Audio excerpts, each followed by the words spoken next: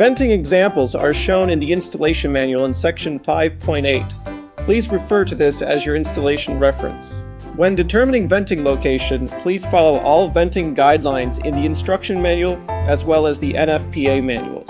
The Greenstar boiler has 6 venting options, 3 vertical and 3 horizontal.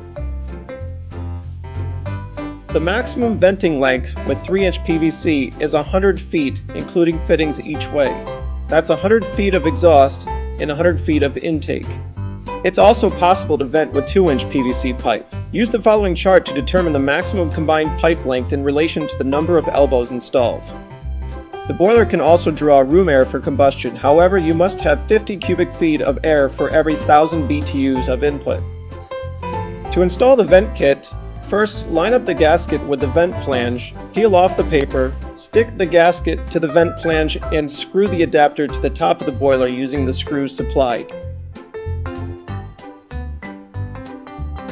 Once that is done, insert the flue gas adapter as far as it will go into the vent flange.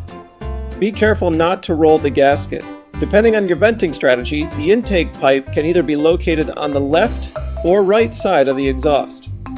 Please refer to the installation manual for exact venting scenarios